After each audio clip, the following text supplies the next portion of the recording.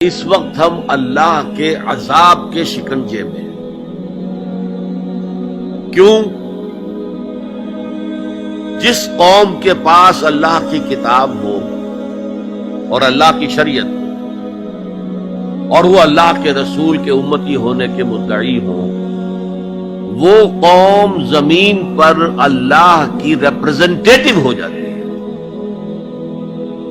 اب اگر وہ قوم اپنے عمل سے مس ریپرزینٹ کرے تو وہ کافروں سے بدتر ہے، غیر مسلموں سے بدتر ہے،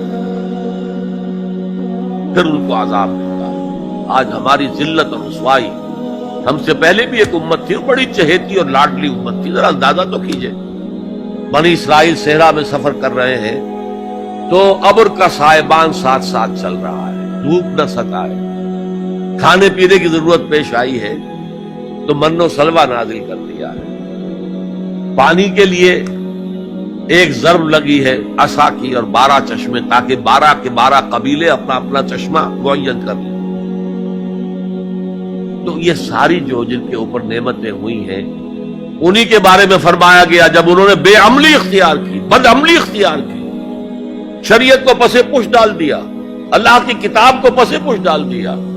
نبذ فریق من الذین اوتوا الکتاب کتاب اللہ وراء ظہورہم، تو پھر اللہ نے فرمایا ضربت علیہم الذلۃ والمسکنۃ وباؤوا بغضب من اللہ، ان پر ذلت، کمزوری اور مسکنت، کم ہمتی مسلط کر دی گئی، اللہ کے عذاب کے اندر گر گئے۔ اسیرینز آئے، ان کا مقابلہ نہیں کر سکے، انہوں نے سلطنت اسرائیل کو تہو بالا کر کے ختم کر دیا۔ نیبوکڈنیزر آئے، اس کا مقابلہ نہیں کر سکے، اس نے لاکھوں کو قتل کیا، لاکھوں کو وہ کیپٹیو بنا کر بیبیلونیا لے گیا، اور حضرت سلیمان کے بنائے ہوئی مسجد کو، جسے وہ ٹیمپل کہتے ہیں، ٹیمپل آف سولومن، اسے گرا کر زمین کے برابر کر دیا، 2 اینٹیں سلامت نہ رہی، یروشلم میں ایک انسان نہ رہا، کوئی متنفس نہ رہا۔ یہ عذاب کیوں آئے تھے؟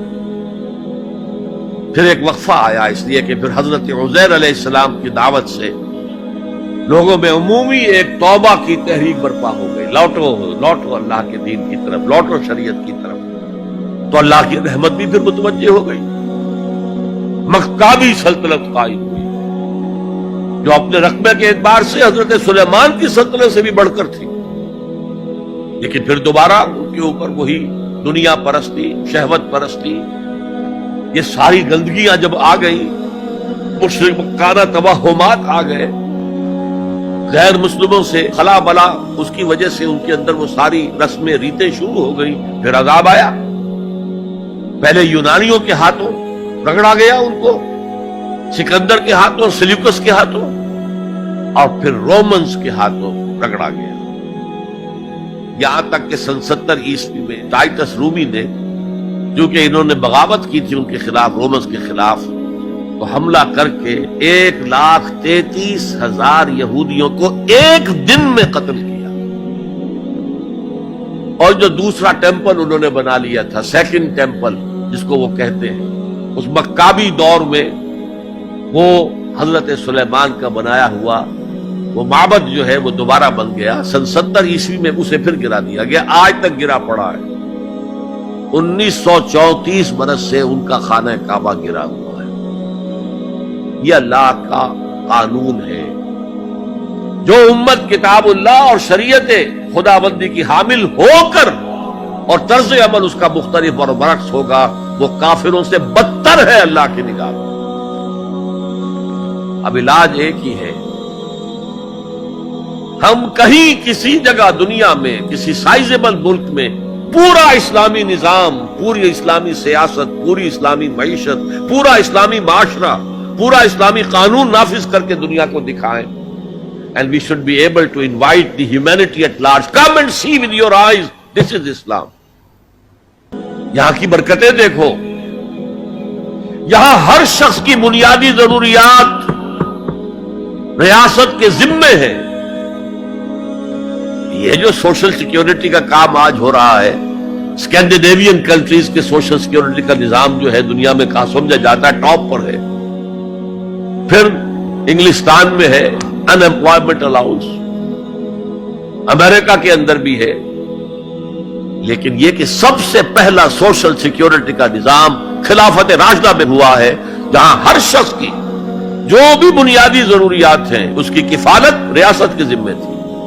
میں نے جو حال یہاں دیکھا ہے پاکستان میں کبھی نہیں دیکھا۔ جس طرح کی چھوٹے چھوٹے سے 4 فٹ 6 فٹ 7 فٹ کی ایک لکڑی کی بنی ہوئی کوٹڑی کے اندر پورا خاندان آباد ہے، اور جبکہ اونچے اونچے محل موجود ہے سامنے۔ یہ عجیب ملک ہے، ڈیموکریسی میں بہت اونچا، لیکن سوشل سیکیورٹی کا کوئی نظام سرے سے نہیں، سرے سے نہیں۔ ہمارے ہاں پاکستان میں بھی وہ کوئی اسلامی نظام ہے، جو زکوٰۃ ہے وہ پورا بیت المال کا نظام قائم نہیں ہے جیسے کہ ہونا چاہے، پھر بھی کچھ نہ کچھ زکوٰۃ کا نظام جو قائم کر گئے تھے ضیاء الحق صاحب، اس سے کچھ نہ کچھ غریبوں کی مدد ہوتی۔ تو بہرحال جب تک ہم دنیا کے سامنے اسلام کی نمائندگی نہیں کریں گے، صحیح اسلام کی اور کامل اسلام کی، اس وقت تک ہمارے حالات میں کوئی بہتری نہیں آ سکتی۔ هي الحلقات تحفظني بآيات من القرآن، هي الحلقات تملأني بحب المصطفى العدنان، هي الحلقات تحفظني